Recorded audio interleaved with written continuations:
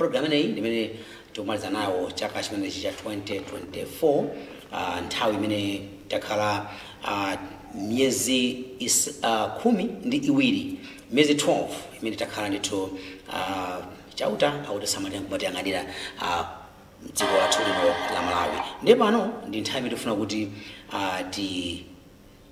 bwere program ineyi ya Timvetse, ndipo patakali pano nene kuti muli ndine Blessings Kanache, koma program iyi sindili ndekha, ndili ndi anthu angapo amene timachikhala tinawo program iyi. Poyamba tili ndi Mr. Humphrey Mvula. Timandeni bwana Mvula program iyi. Zikomo kwambiri Blessings. Zikomo. Kanache. Yes. Program yomaliza mu 2024. Yes. Tathokoza kwanso ndi Mr. Chiroka, Blessings Chiroka, tikulandire Chiroka. Zikomo kwambiri. Tathokoza kwambiri. Ndi program imene tikumaliza nawo chaka, munga amene nena muchaka komanso Mr. Mvula mwana chimodzimodzi.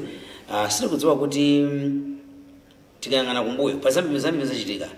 Last time tina akambapo zili zitatu, wanafuna mwachidule tingodutsa mwachidule pa zimene zachitika mchaka chimene akungofotokozapo kuti mukuona kuti tichokera kuti ndipo tikupita kuti petufatitsirizire. Tikatero tibwera tikamba mwina nkhani ziwiri zimene zangochitika masiku awiri atatu apitawo. Koma kwayamba timafuna nene kuti chakachi tichipange sum up motani.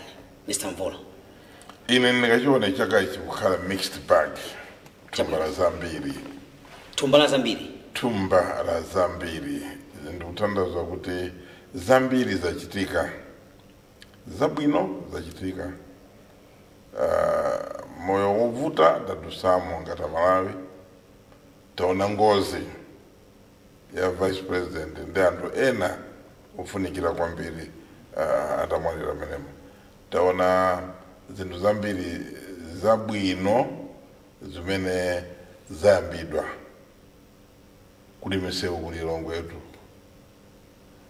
Ngakhale mu Blantyre muli misewu, kuli mega farm, kuli zina ndi zina zimene zachitika. Sizinafike poti zapsa zonse kuti zikupereka zipaso kwa zachikondwerero kwa aliyense, koma mwina pali zochitika zina zoti mwina zachitika bwino. Tikamba tinalowa ndi mavuto azachuma amene akhuza dziko lapansi, koma ife tentilankhule za Malawi. Mavuto atikhuza ngati Malawi, mene akhuzira nzatu wa Zambia, mene akhuzira nzatu mwina ku Tanzania, mene akhuzira maiko ambiri, economic meltdown, mavuto ndithu, andikupanga kuti moyo ungukulimbirapo ndithu, anthu akuvutika kupeza kobiri. Aliyense kandi general manager kakobiri kamene umalandira kacha sikalibe mphamvu imene kanali nayo muzaka zambuyo.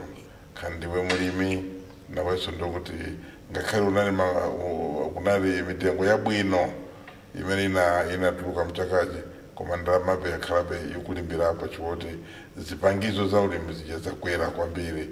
Sizinakwere chiyoti wina wake akuchita dala kuti zikwere, koma ife sitimapanga fertilizer kumalawi kuno, sitimayenga fertilizer, sitimapanga mafuta, timazigula kunja, zimene timazigula $. Ndalama ya $. Kupeza kwatu kwa $, nkochepa. Takani mavuto amafuta amene abwera chifukwa cha $, yomwe kana kandi $, mwina tikanakhala kuti mavuto kulibe. So timati ukakongola kubanki, upeza ndalama kubanki, ndikuti za mwezi menewo. Mwezi wina vuto lijera bweraso. Komanso mwina umphawi, kandi nene kuti umphawi woti ifeti landlocked. Nawonso wativuta kwambiri choti timatenga zinthu zathu kuzera ku mapoti amene ali ku Mozambique, komanso mapoti amene ali Dar es Salaam or ku Beira. Ndiye kumene kuja panopo Mozambique kuli anthu kusagwirizana chifukwa cha zisankho. Kwinako ku Tanzania ndi kutali kwambiri. So zimene zizapanga zabweresa mavuto akulu akubweresa kwa katundu konkuno ku Malawi, kubweresa mafuta ndiye makiu sakuti nchoka. Mwina chimene chikukondweresa njonera kuti pakufunika pali dongosolo lofuna kuti mwina mafuta amenewa achepe. Ndipo munthu ukamamva upweteka umakhala ndi nkhawa yodikira, sumafuna kudikira. Umafuna chilichonse chimene chichitike tsiku lomwelo. Mulungu atidalitsa, maiko ambiri muli mavuto opsha kwambiri mwina mwenkhondo mulitandi ife mwina takhala pendi mtendere mwina tili bwino ngati mavuto alipo ndi ocheperako sindikuti mavuto amachepa yani koma ndocheperapo sitikuyenda movutika security situation nayo mwina iliko bwino ngakhale anthu alovutika kwambiri so ndinganene kuti it has been a mixed bag so ndikunena kuti paka lero tikuvutika we are reeling ndi vuto lota vice president anamwalira ndi anthu enanso anamwalira zimene chalabweretsa mavuto m'mitima mwa anthu ena kuganiza kuti ndoti munthu uja anachita chobaya pamene kuti mwina imene inali ngozi kwatulusa maripoti kandi atatu anayi amene atuluka kale kwatsala limodzi limene lilankhule za black box la zinthu zimene ifeyo sitingathe kuziyankhula tikandofuna tione za mkati zenizeni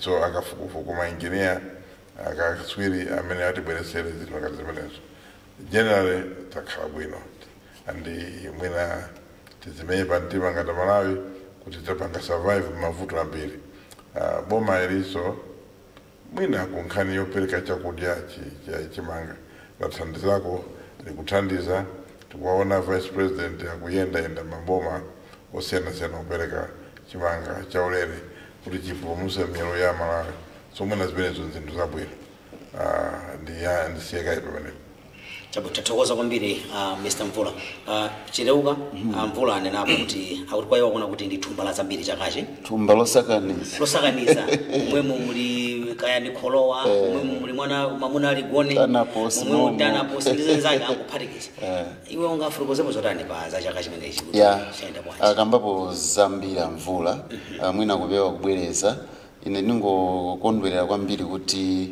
takhala ndi mtendere mdziko lathu tikaona zomwe zikuchitika ku Mozambique ndi zina zomwe zakhala zikuchitika mdziko mwathu muno zinakatha kubweretsa mpungwepungwe ngati wa ku Mozambique Mvula anakambapo za ngozi ya ndege kuti ngakhale pakhala pali malipoti olongosola bwinobwino pakumakhalabe magulu ena anthu omwe akumafuna kukolezera moto kuti magulu awa ndi awa ayambane mdziko musokonekere taonapo nkhani zophweka ngati zachisankho za Malawi Electoral Commission ndi NRB akuyesera mmeke kulongosola zinthu zikuyenda chonchi NRB tipanga chonchi kumabe ngakhale pakhala maifuta amenewo takhala ndi magulu ena omwe amafuna kukolezera moto kufuna kuti mdziko muno muyake moto awa ndi awa ayambane taonapo so mawu angakhale kuchokera kwa atsogoleri mipingo pena angakhale atsogoleri azipani amene akumakamba mawu oti ena akapshe mtima abwezere kaya cholinga chimakhala choti mapeto kwake kuyake moto pakhale kusamvana kukhale kugendana kukhale kumenyana koma mbali ina ya boma yayesetsa mwina ngati kholo kuonetsetsa kuti yayi izizo ukakhala wankulu zilolera kugendedwa anthu athu musapangezi tiyende ngati Malawi pamapeto pake takwanitsa kukhala ndi mtendere mdziko muno tikumangomva kwina kuya kuli kugendana kuli kuotcherana zinthu zimene zijazo zinakatha kuchitika ku Malawi koma mwina ifoti magulu ena omwe amagendedwa samagenda nawo omwe amatonzedwa samatonza akawaponyera mwala iwo amapereka chikondi zomwe zatithandiza kuti tikhale ndi mtendere mutha kukhala ndi chakudya mdziko mutha kukhala ndi chuma choyenda bwino koma mukakhala kuti mukuthawathawa kwanu kukuopsa chitetezo kulibe dziko silikoma ndiye mwina tisayang'ane kwambiri kumavuto omwe takumana nawo ngati dziko koma tiyang'anenso zabwino zomwe zatichitikira mwina nkhani ina yomwe ndayiona kuti yayenda bwino kwambiri mu 2024 ndi rule of law timaona kuti kunali chitetezo ukudziwa blessings mbuyo mumakamaka chaka chomalizira kuti mukulowa kuzisankho zipani zomwe zikulamulira nthawi imeneyo zimakhala ndi mphamvu zambiri mumapezeka kuti apolisi ntchito yawo sikuoneka kungokamba china chake akubweranso kwanu si apolisi akubwera anyamata ena kuzakugwiragwira magalimoto mwina pansewu kungoalemba dzina la chipani basi kaya ana Abule ana Mvula ndoto wa polisi sangakuyimisenso ndiye mwina mapanga pena samakhala chipani koma zigawenga zimathongogwirisa ntchito ndoti zinthu zoopsa zikhala zikudutsa magalimoto mafota ali ndi chiembremu chovuta kwambiri palibe angayimisa zimenezo sitanazione mchaka cha 2024 timaona kuti apolisi amalemekezedwa mbuyo mu takhala ndi makhesi kuti wachipani kupita ku office ya mwina wamkulu wa polisi commissioner kaya OC ukamulalatira afachano wamanga uyu mautu zikukhala bwanji ntuluse ndapolisa mukhala kuti anthu anguvala uniform koma sakugwira ntchito yomwe analembedwera zimene zizotaziona kuti mu 2024 sizinachitike ndi chikhulupiriro changa ndi chiyembekezo kuti chaka cha 2025 zimenezi sizikhalako zipitirira mmene zakhaliramo mavuto azanjala ataona president akubwera poyera kuvomereza kunena kuti tithandizeni dziko lativuta ndale zambuyo musizimayenda choncho zimaoneka ngati kuti ngati mtsogoleri mwina mvula ngazitsate bwino ngati uli mtsogoleri nkuvomera kuti mdziko momwe njala zimaonetsa ngati kuti walephera ndezimapangitsa kuti ena adzifa ndi njala taonapo mbuyomu president kuima pa podium kunena molimba kuti mdziko muno mulibe njala kungochoka pamene pa mfumu akubweranso kuzapemba kuti president tithandizeni kwathu kuno njala muze kuti anthu simukuyenda ngati dziko limodzi simukuyenda ngati ana kamodzi koma mukabwera poyera mwamsanga kunena kuti ndili ndi vuto nyumbamo mukuyaka moto musatione kusekerera ena amabwera kuzakuthandizani kuthimitsa moto uja ndetaona president yakhala kupereka chitsanzo chabwino nena kuti zativuta tithandizeni zativuta bwerani mutigwire dzanja ndi zimenezi zapangisa kuti njala ilipo koma mabungwe othandiza ambiri machalichi umene ndikukumbukira nthawi nake Bushiri angayamikira kunena kuti tikukondwa kuti tikakhala ndithandiza boma kumatilola kuti chabwino mufuna kupanga mega farm kapangeni mega farm zonse zizikhala zikupindulira dziko mufuna mugawe chimanga kagaweni koma mbuyo mwina anthu amaoneka kuti akufuna kuthandiza amatengedwa ngati chiopsezo kwa ena omwe akutsogolera zomwe sizimayenda bwino ngati dziko amapwetekeka ndi anthu amba tivomereze mavuto alipo zachuma mwina sizikuyenda mmene timayembekezera koma kachiyembekezo kalipo ndikukhulupirira kuti monga mvula ananenera kuti madongosolo omwe ayikidwa padakali pano akafika pobala zipatso ndikukhulupirira kuti Malawi sadzakhala chimodzimodzi chapa tuthokoza kwambiri Cheruka amvula mambo pamene afulukuzera Cheruka komanso namva pana Cheruka wandikumbutsa nkhani zingapo zimene azilankhula mwina ine nali nangochita manyazi kuti ndalankhula kwambiri nsapitirire musapange manyazi ukanga ulipo wekha koma panali zinthu zimene Cheruka wazilankhula kupanga draw comparison chwa period ife takhala ndi nkhawa kwambiri koma ngakhale takhala ndi nkhawa zilipo zinthu zimene zakhala zili bwino one is the rule of law rule of law iyi kwa ife mwina takhala mundale takhala mu Malawi kuno mwina ndikuzakuwuzani kuti kuyambira 1994 ndale zake zimakhala zotseka pakamwa mukanena kuti zinthu izi sizili bwino makuti mapezeka kuti iwe ndiwe ndani wa boma apolisi abwera kuzakumanga ngakhale zimene tikulankhula izi apo kuti kanakhala kuti zalankhulidwa nthawi imene yoyo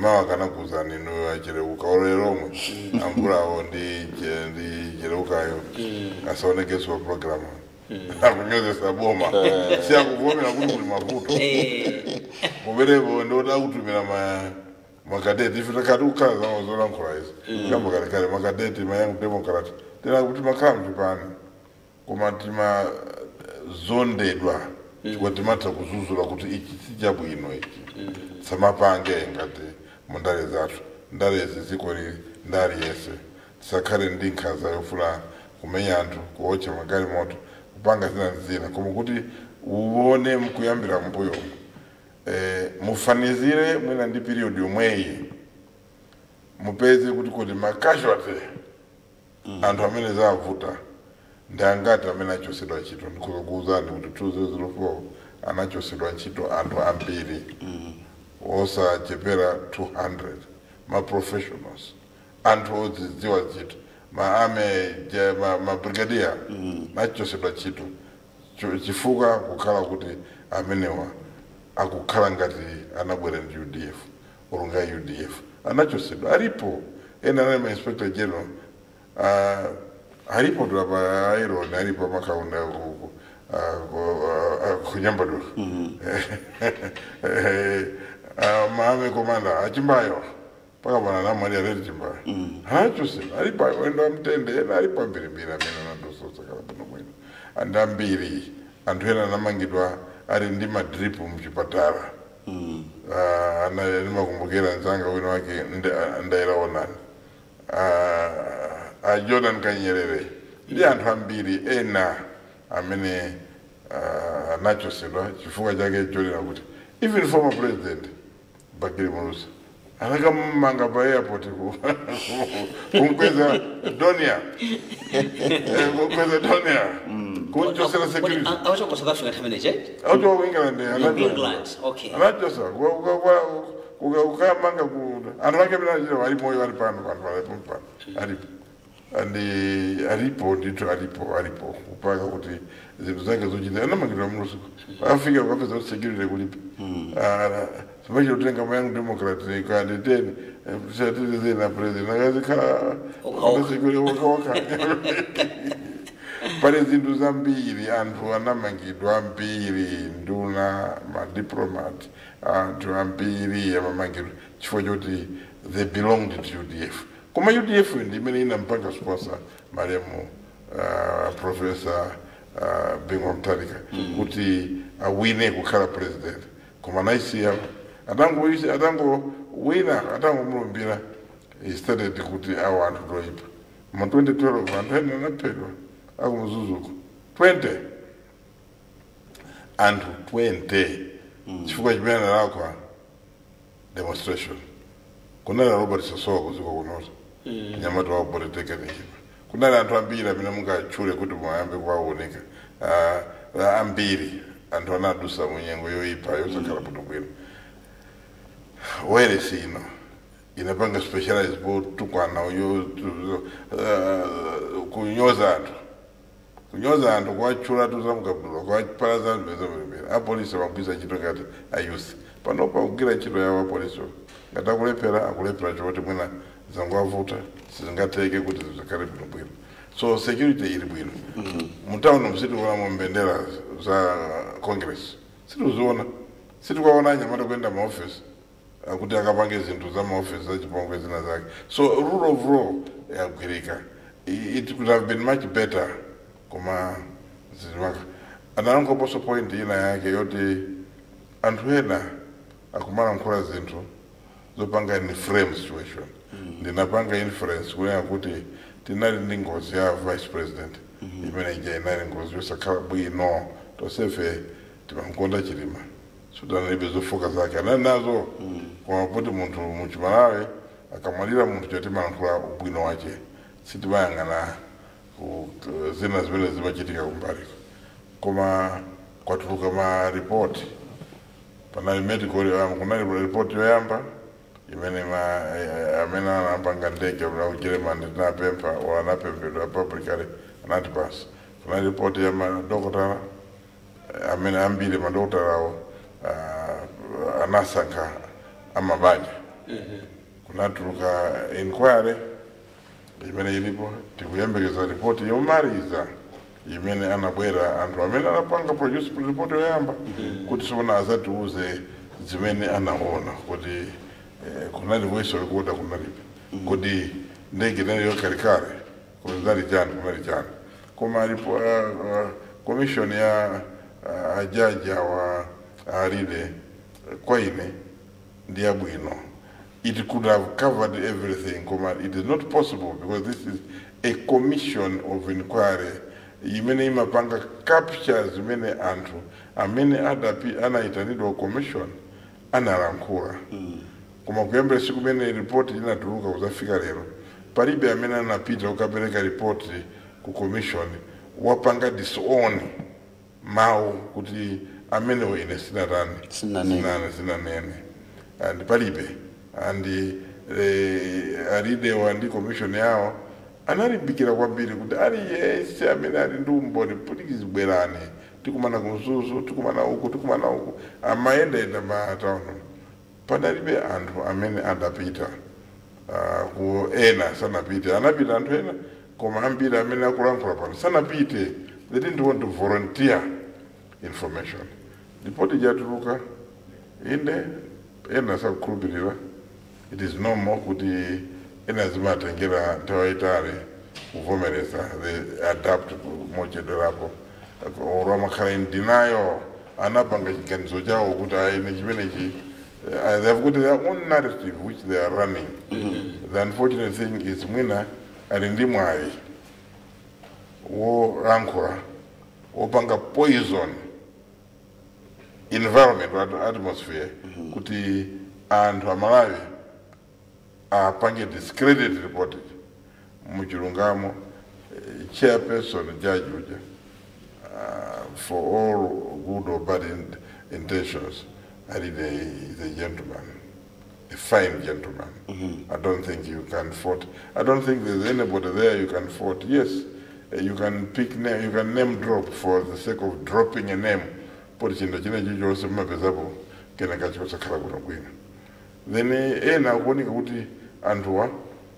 they have got personal hatred which you can trace back. When I remember the party, 1992. Kuti kumene kuja anapanga build kudana ndiye political party that ruled entire mene. So they still carry that narrative and they still want people to believe kuti Chipani Chija has not transformed or has not moved on, despite the fact that the present actors or stakeholders so you wanted to believe that because Chipani Chitnada, therefore, will carry a negative message. When we are given our positions, we must be objective. And the personal opinion, because people will not differentiate in the personal opinion at that particular time. The opinion is really popular because you cannot discredit that report without providing your version of events. You still want to find somebody akari guilty. I mean, poti muntu jamang kanisa kuti timkwese na report sana mchule kwa ino you're very very unhappy. So I thought for me the best part is to tell in present leadership to hold their cool. Pabera as the aim is to destabilize. The aim is to make sure that Japan react, and they wanted to do a lot of things. There will be a lot of attempts. Kupanga link that report in the Zochitika Zina. You find that somebody and you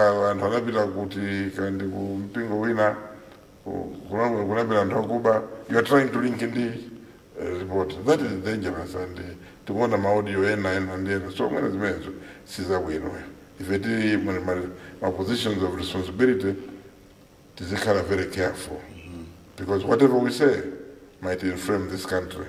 In means you go and Kabisara Mozambique or Kabisara Kuti, Malawi children and women, the disabled. They are here and Makola Tomakrabism. Sangate to Mozambique, Akangana Bangono, 30,000 of Malaikun. 30,000 refugees. Now, would Malawians go to Mozambique? Malawi is a friendly country. Look, who has traveled through Mozambique, Amapanga experienced a lot of hell. But you say, if we are a loving nation, we don't have a problem. I can leave Urubangono. They've walked over and have said, come, Karanu, my refugee camp. So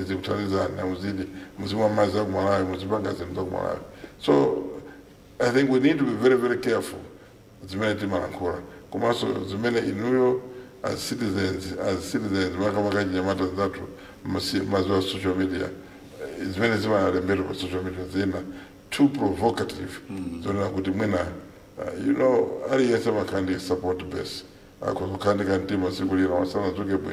afuna ati ngobwezera kuti pange bwaja ati tukwana kwambiri chamo ndifeso tingoyesa pang'ono zamabomu sizikhala bwino. So what is more important is there has been rule of law, and I think achakwera apitirize kupanga kuzewa rule of law. Somebody who is wrong is wrong. There is nothing like a political case. There's nothing like that. And let them process cases through the court, and the courts will tell us. I mean, wala kwisa, I mean, wala kwisa. Chapo tathokoza kwambiri Mr. Naona kuti mayenera lumbangi government fema bodi sasa mfundo zinazofunikira zimene kupanga expand from zimene nankula chiroka kwambira kacha. Ndi katikati menemo taona masiku awiri apitawo kuti kwachitika ma developments angapo makamaka ku chipani cha UTM. We understand kuti taona chaka chimenechi kuchitika zambiri ku UTM. Kuyambira pomwe atisiya amene ali mtsogoleri wa chipani chimenechi masana wachiluka mtsogoleri dziko lino kuyambira nthawi imenechi zofika mpaka dali pano kwachitika zambiri. Zina mwa izo pamene taona kuti Michael Osi amene ali vice president itafika nthawi yoti apite kumene kucha kunali kwa kusankha maudindo iwo anati sapita chifukwa chokuti kumene kucha kufotokoza kwawo aone malamulo sanatsatidwe kuti chisankho kumeneko achite ndi kupeza mtsogoleri kapena atsogoleri ena. Kenaka pa 17 December pa November pete nazaona kuti kunachitikadi ndithu convention. Kenaka tinaona kuti unasankhira maudindo atsopano. Moving fast forward taona kuti dzanali la mulungu latali Dr. Usama yankhula kunyumba kwawo kumudi mene amanena kuti aitanidwa kupita ku Lilongwe dzulo kuma anena kuti osapita chifukwa kuti zimene amafuna kupanga anthu akuchidziwa kale ndiye ulapita sapite sizibweresa kusintha kuti konse komanso amene kuti osangakaone yere komiti imene iliyonena kuti inasankhidwa mosasata malamulo convention. Anakambapo nkhani ya ndalama kunena kuti boma lapereka ndalama pa nthawi ya zovuta ku chipani cha UTM 61 million komanso kunali ndalama zina zimabwera kumene kucha zachipepeso. Ndi amanena kuti akufuna kuti akuluakulu amene aja abwerese ndalama zimenezi poyera ripoti lake litulu kuti zinabwera ntchito motere kuti anthu aone. Anayankhula pano zimenezi dzulo mpeta mva kuti sanapitidwe komiti icha then komiti imene kuona kuti pokucha kwa tsiku lalero tikupeza kuti kuli kalata yokuti achotsa muchipani. Iwo sanayankhule kena kali kuwasipata kali pano pa nkhani imeneyi. Timafuna timve kuti kodi mayembekezera kuti ku UTM kuchitika zimenezi. Dr. Usa ananena sandatha kuti chimene afuna kupanga apange ife ndikudziwa kale ndisi ndingapite zimenewo komiti ndiyo salondola. Bwana Mvula inu mwakhala mu nkhani za ndale machitapo za ndale inenso ndi analyst amene mayankhulapo nkhani za ndale mwatsatira bwinobwino nkhani imeneyi mungafotokozepo zotani? Ine nkhani imene ndayitsatira kwambiri chipani cha UTM cho ndachisatira chabwino kuyamba nthawi imene chimayamba. Look, my name is Chilima. I was not a member of UTM Kuma anali Nyamata many nthawi imene anali ku investor nthawi imene ndale zikusintha anali mozi wa Nyamata amene amatithandiza kupanga kuti azipanga yesu azipanga coordinate za ndale kuti zisinthe sanali yekha anaenda nzaje alipo ena alipo kuti ndilibe koma anatenga umbali kuti ndale zisinthe kumayiko ndikagulu nditu katimu ka Nyamata ambiri amene anapangana. So Chilima was one of those very prominent individuals. He continued even after Masanko 1994 when ndale zinasintha. So we were close and Nyamata was close and such generally. So even now Gamba Japan, I mean I knew about it. And for example, in the Madia kupanga political stage commercial kupanga strategy za ndale. So pamene chipani chijamba paala panga mobilize anthu ndinaona kuti posi chinayambira panjira chinasowa mikoko yogona na Anyamata ngati masaizana. So ino nthawi zina mukakhala pamodzi mukuzokhala ma PhD ukandi chani makadi phuma Okay. ukulokani kichonse chokuyelelezani kuti koma makadi phuma changu mafuna chinthu changu chingachitike muchaka chamawa tipange lero decision mwina angachipakalewa kuti nkhani yati usiya mchose anakumana zulo mazulu koma usiku omwe atusa mini kuti ndi nkhani yoti sikanaenda chocho akanagona kuona kuti tiwerengere what should we do kuti tikapanga ichi chichitike ndi chani or kupempha nzeru za ndichifake pakati mabishop to ambiri mareverend mapastor bwanji ti pakhale mediation tukhala ngati nkhani iyi ikutivuta ifeyo ngati chipani tipange bwanji mutithandize kuli anu maprofesa ulendo akachezera ulendo aeji kanyongolo ndandani alipo ambiri amene mungawapange engage kuti bwanji mutithandize we have this problem it's specific to our party tipange bwanji nkhani yopita ku convention yawo tinanena program omwe ino kuti nkhani akupita anthu wa mitima ili mmwamba and there is no attempt kuti atikhale pansi tipange narrow ma differences athu kuti tikamapita kumene kuti tikhale one as a result everybody wanted to be president everybody wanted ndinapezeka kuti ndinanena pambana kuti odusa azatola chani chikwama I said it here kuti odusa atola chikwama and that's true indeed Kabambe anatola chikwama after just being in that party for 1 month kutola chikwama because anakangana kapa I mean anali part of the founding fathers ulendwa Usiwo ulendwa Kambala ulendwa Kariati na ulendwa Noel Masangwi these are veterans wina makakumbemba nangoyo wala wina kesi is a motor vehicle salesman he's a friend of mine these are founding fathers of UTM I mean Makarandi Chilima meeting long term ulendwa Kwesi andacho bonda alipo hela amene anali momaya koma they lost off eventually that battle was captured or sold or given away for a song which is subjected for a song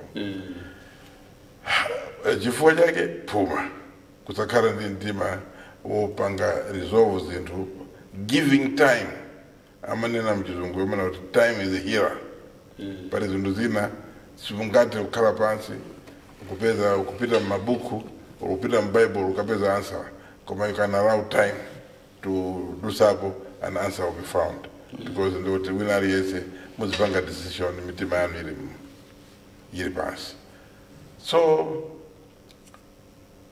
people didn't like Manganya from the way to go and from UTM and also Puma anaiwala kuti even in Chilima, inwardly, there were people that didn't like him. They didn't like him for picking Manganya Ukara vice president. Bani metwake. Sana funde.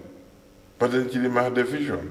He saw kuti panda mendi nauwa mina mene arindi kutekera kwa mbili ndi tenge ndani uyu arindi international network arindi mbili ya bwino arindi yena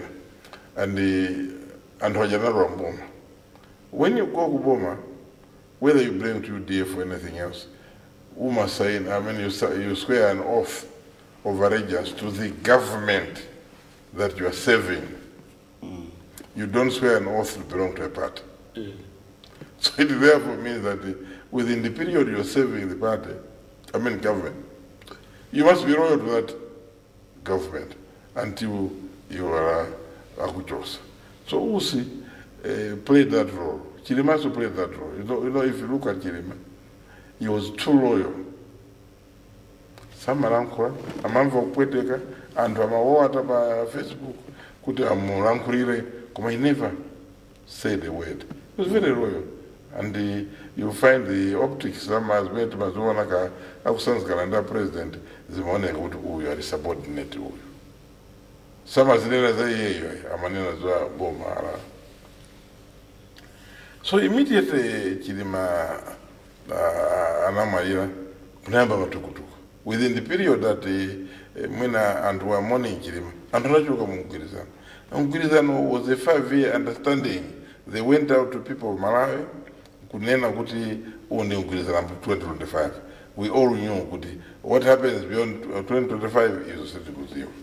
But within this same period, Chilima sana onese mawanga onena kuti ine ndicho kama menemu ayi ama kila chito kunobwira. So that is where things started moving. Decision anatenga mokuya kwambiri. To them, they felt the best way is to disembark. Nde uyu amanena kuti boat isasikira pakati pachani panyanja. That showed kuti muntu uyu isafuna kuchoka amene ndo ipo. Because isafuna kuchoka. Even if you choke pan. Because we want to go to the campaign and say if you sit na kale now. I mean no, every Malawian knows kuti nkani ya Fetereza wa 5,000 kwacha amarankwanda Chilima. Sina mvetu chakwera taranku hapo sikulini. Zina zona kuja katatu ananakwanda Chilima. Kaya 1 million jobs ananakwanda Chilima. Kaya za jan. These were in the manifesto ya jan. Yeah, UTM and it's not replicated. So they wanted to create an impression now to say that those says ngari chipako chimsarire ndani amena wasala the vukemo menem. So that has been a strategy to say that we should not, and they have wanted to use that death as a campaign tool. So that has been a narrative they wanted to pick. So sina dawe kuti usi sana pite kumasanko kumzuzu. If he was getting political advice, mwina nairandira from wantu amene ndari sana zame nazo, because he would have simply said about it, he would have made his views known. Mwina kumweko, and because he was the sitting president, he would have simply opened the convention and said,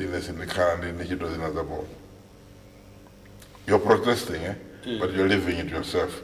Or you can say it, but I'm sorry, in the American opinion, I don't think it ends up with now. So I don't want to be part of the conclusion of this convention, repeat. That notwithstanding, Amamva Amaziwa, he belonged to Maguru. When I put Amaziwa with the apparentation, Yofuna could do Suyatan, Achoke, or Achosedwe. So he knew as well with Mina and Wakundita Nabila with Longwe, and how we Jakwana, Yona could have Funatan. The sympathy currently in Embaria, you all carry away. So he's been playing that game to show good Andy Tamangisa, because Benan Tamangisa, I now have got an opportunity to do Zain. Kusanzi Kukanandi Vuta, Nikanari Babaji Gundapanga design, Mpando Undu carry our vice president. It is the courtesy of being president or UTM. So it would have meant to win a joke on Mpando if he had chosen to resign on his own.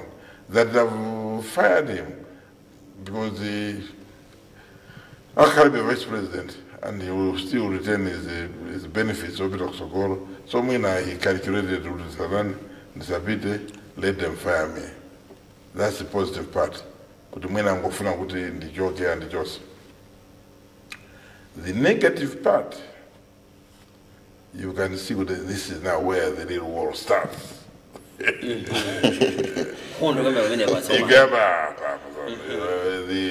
war between UTM and the Wusi.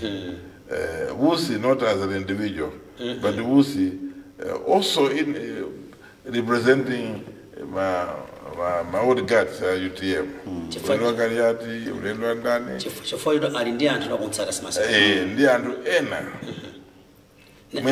That's where it now begins, because I can see R&D, very shrewd lawyer. I mean, I think I must be in the corridors of court that I'm obtaining injunction. There I remember Bakarin Khan.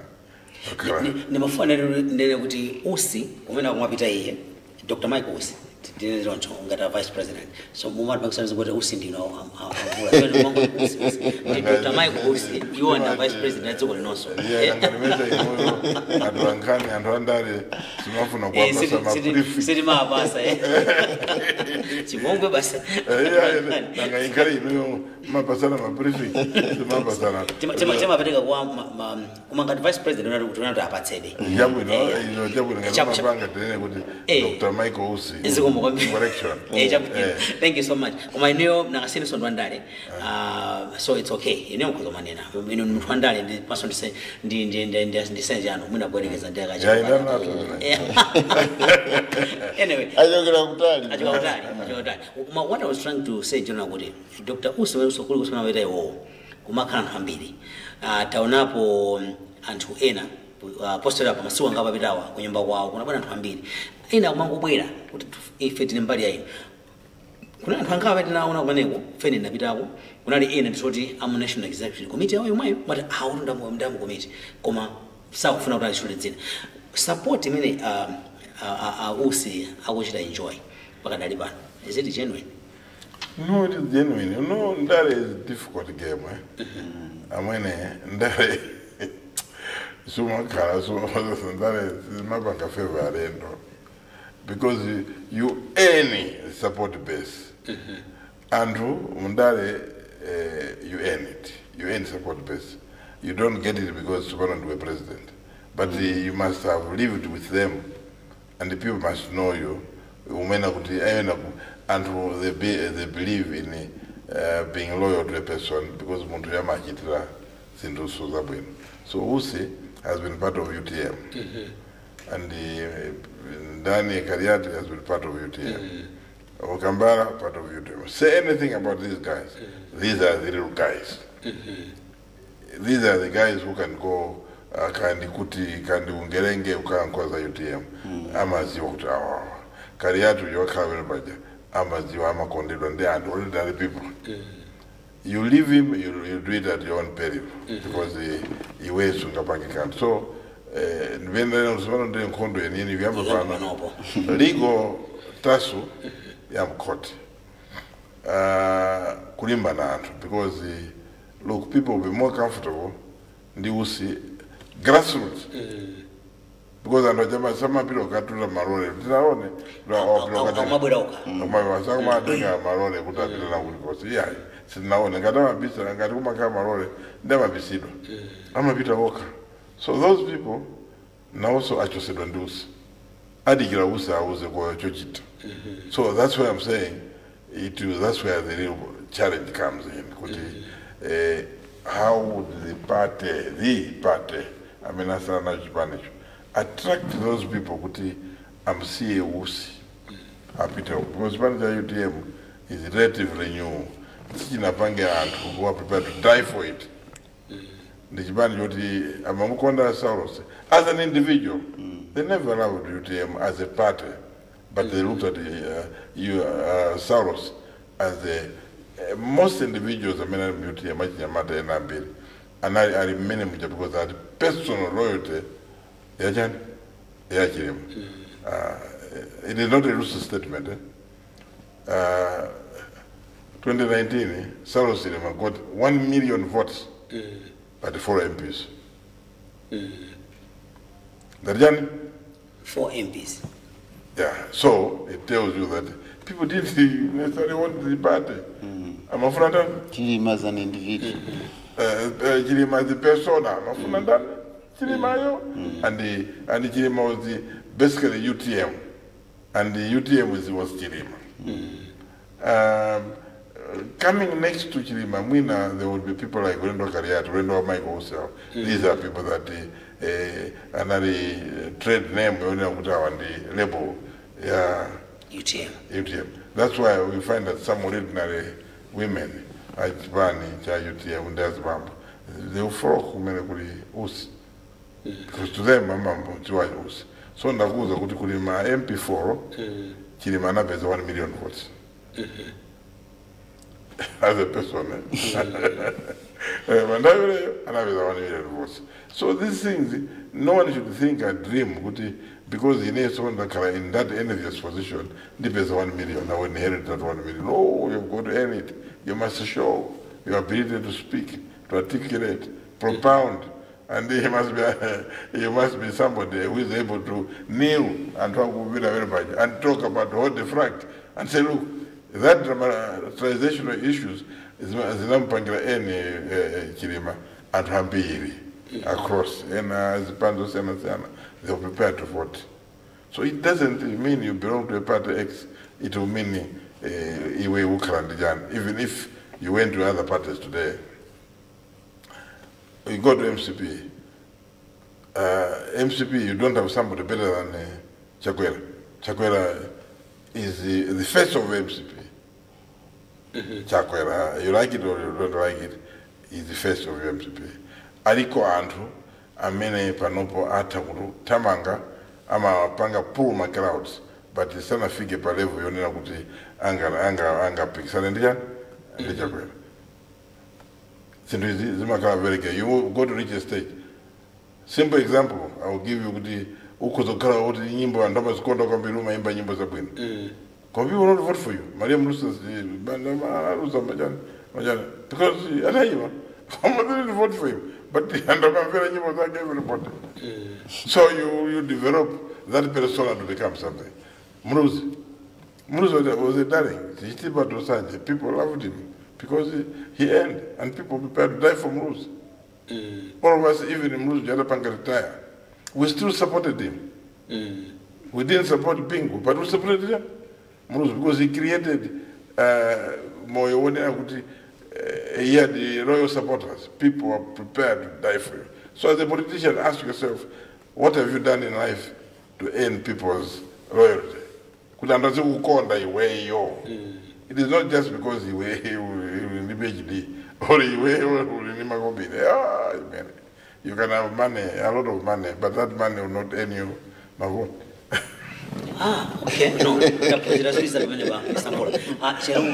Tukita changu mapitokoni program yetu tufuatilie hapa. Ungankhola zotani pa special ku UTM. Did you expect that kutizichitika? And kubira kisongolo kona ngati zikhala zotani. Amvula yankhula kwambiri atipasa background yankhani. Koma mwina mwachidule kwambiri.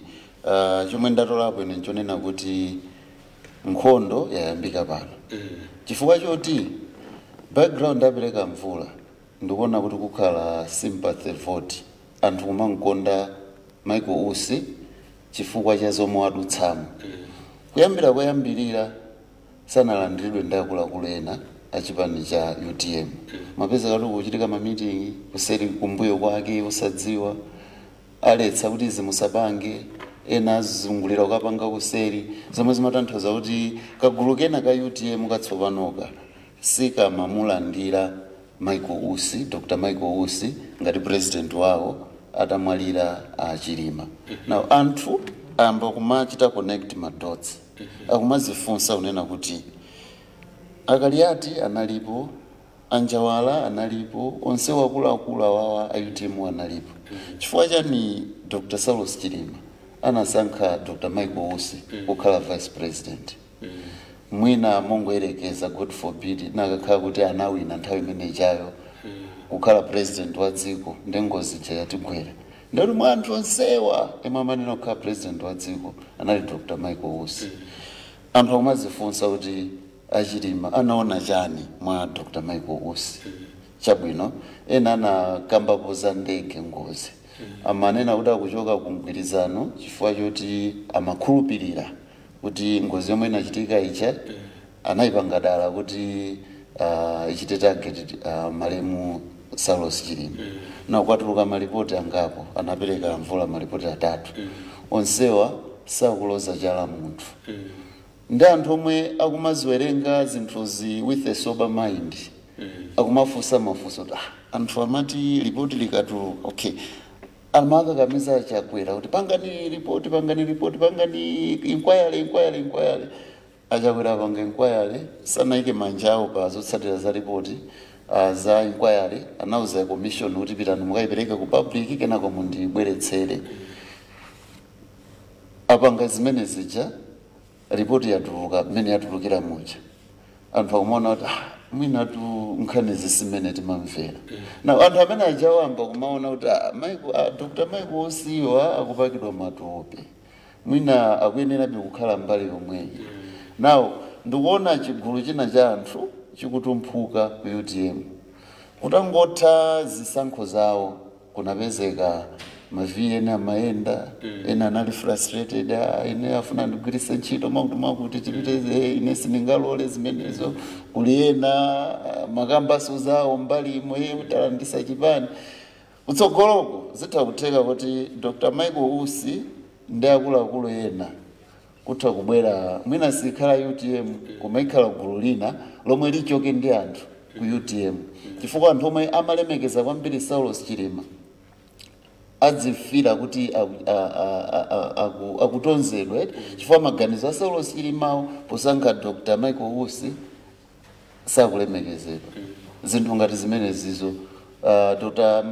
Saulos Chilima anamwalira ali ku mgwirizano Tonse Alliance Dr. Michael Usi naosaukakamira kuti no ife tiyeni titumikire anthu Saulos Chilima philosophy yawo inali yotumikira munthu wamba osakhala kusogoza ndale patsogolo na ine ndikukhulupirira kuti mphuka gulu lina la anthu lomwe linati Dr. Michael Usi kulikonse komwe mutapite tipita nanu chilichonse chomwe mutanene tikutsatirani nde philosophy ya Dr. Saulos Chilima ikhala ikusungunuka ku UTM monga mene anenera Mvula kuti anthu amakonda Dr. Saulos Chilima not UTM as a party nde ndikuona kuti ndi minus kwambiri makamaka nthawi ino pamene tikulowano ku nkhondo yeniyeni yachisankho cha chaka chamawa amene apange strategy iliyonse yoti azikhala ndi samu yophatikiza osakhala samu yochotsera ndithu mwezi ukubwerawo timva akuluakulu ena UTM akunena kuti ife tigwira ntchito ndi Dr. Michael Usi kulikonse omwe atiuze tipite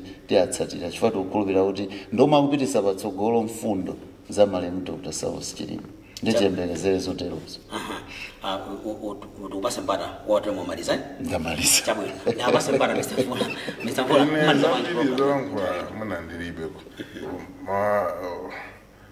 mine chomaliza ndi advice ku UTM chabwino ku UTM ali ndi president wa Sopano amene anali ku DPP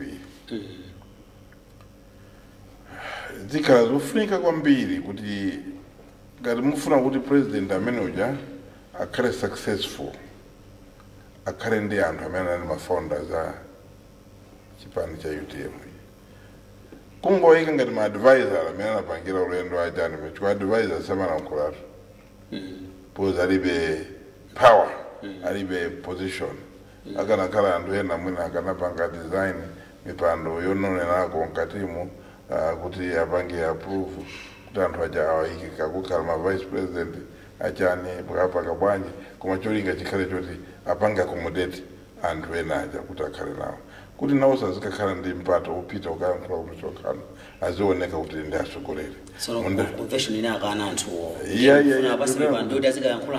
no the challenge imene inali convention ija was wrongly crafted si anthu convention mumapita matimu so timu imene inakhala ngati inawina neyali yakabambe anthu ena akulankhula ngati kuti mwina uyo anali ndi ndalama zokutha kupanga influence ma convention anthu amene anachepa naiko 800 so it was easy for him to get them but I'm saying now the real work imene tunamba ntchito yeniyeni pano njona kuti achoke mu convention akakumane ndi anthu ku grassroots akawanyengerere anthu aja kuti they should remain loyal to the Chilima legacy devuto lalikulu so there is already mamas kunena kuti oya chipanichi ati achipitisa ku DPP that fear will linger on for a long time because it may not be true koma maganzo mwandu akuona kuti uyu amafuna kuima ngati president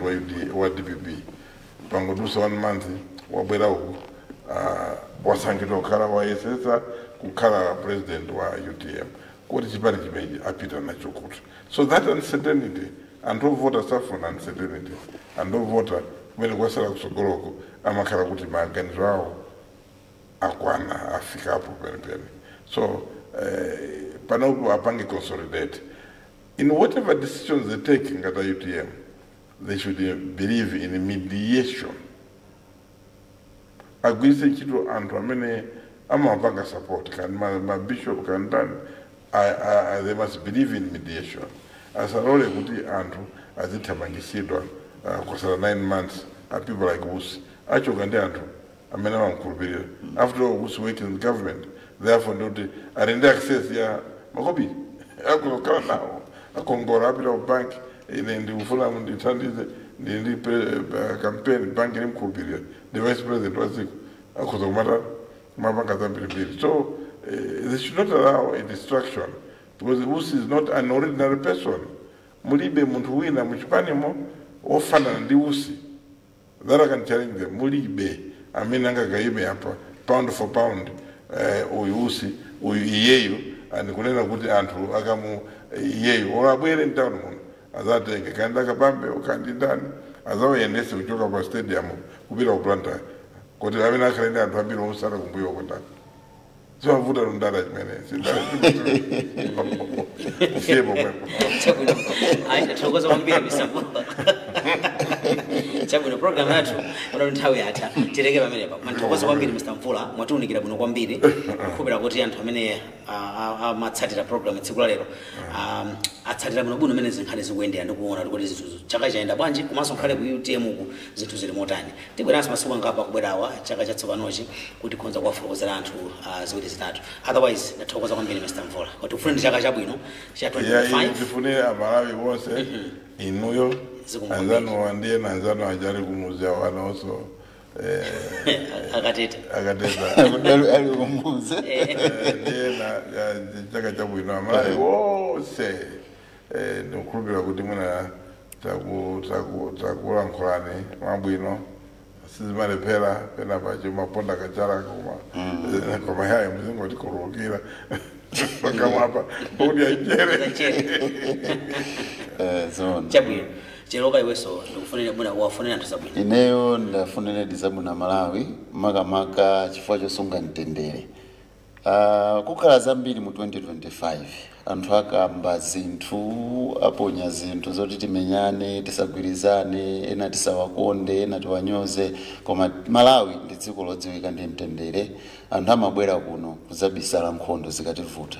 Ife tisafika kuti tikabisale kwina. Tiyeni tisunge mtendere atsogoleri athu pitirizana kukhala odekha ena akakugendani osabwezera chifukwa ena akamukamba kubwezera kugenda kuti umazafikira nomwana nde ukakhala kholo basi tiyeni tipitirize kukhala ngati Malawi tikhale ndi kampeni yabwino issue based campaign tiwauze anthu zozachita osagendana osamenyana. Dziko lathu ndi lomweli, Malawi ndi mmodzi, tonse ndife mtundu mmodzi. Malawi first zinazo zizibwera pambuyo. Mr. Mvula achiroka kuhangatira mphula za nzeru ine ndikupaseni mpata anayankhula kale za nzeru. yeah I also mphula za nzeru what I meant was reinforce point yes nafuna you know there's nothing better than mtendere. Mtendere utu ugwire bwino yes inuyo amene muli ndi phuma amene you are driven by anger wamafuse wechepa please sayase Malawi umafuse wechepa yemakaka mulo basi ukaima mujana mulimbe kulalata ukaima kandirande kulalata ukaima pena baje nozi kulalata inciting people to kupanga zinthu zakhala kuno bwino because muli ndi platform kutiponya ma-VNU. I think security mulithandize and aboma musa should not give up. Please, you are in charge. There's only one government. Government is Jairimbikiri. That I think mtendere ndo kufunika. Let's maintain the peace. If it kufuna maudindo if it kufuna maudindo au president, tipite kwa antu ni ma ideas. Titume antu azikala nkula mfundo. What is it that you can do better than Chakwera?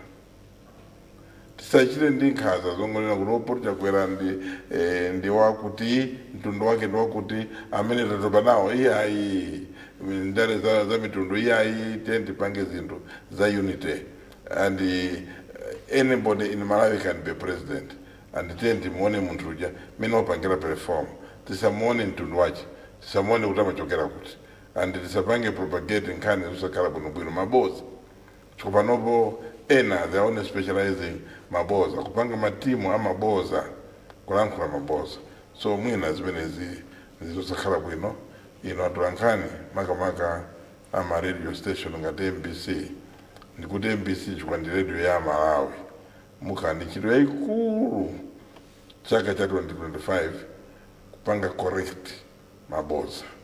You may have to come up with programs that was basically fact checking kuti anthu ajasala nkule maboza chifukwa boza limakhandi effect mulikale ndi ma challenges amawayiresi ena ali pa online amene wazipanga azitulusabe maboza so mwina tipemphere kuti zimene zisapitirire inu muli mipingo munasankha noble profession musakhaleso anthu amene mufuna kukhala ma confusionist or Rwanda anthu anayamba kukapana because of somebody who was propagating zinthu zosakhala bwinobwino so malayi kuno Sadani chifukwa kuti inuyo you are not happy liboma ili lilipo mwina chimene mmafuna mmayembekeza kubomako sakupasani please politics of the stomach tizisiye tipange zinthu zimene zingapindulira the general good amalawi ambiri osati poti ine sana ndipase galimoto imene mafuna or sako ndipase makobira amene mafuna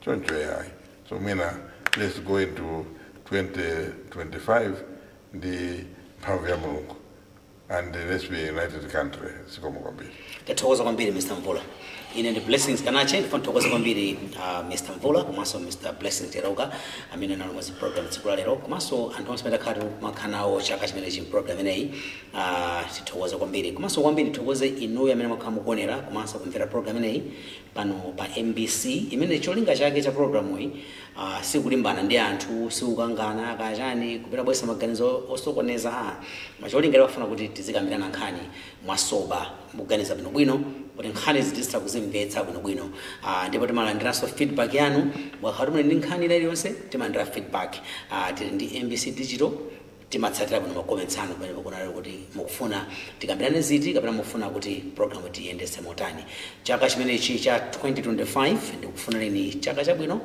musangalale bwino chauta yekha akudalitseni maso akusungeni makoma nonse bye bye. Yeah, it was an amazing job. Ngani ya unayamba na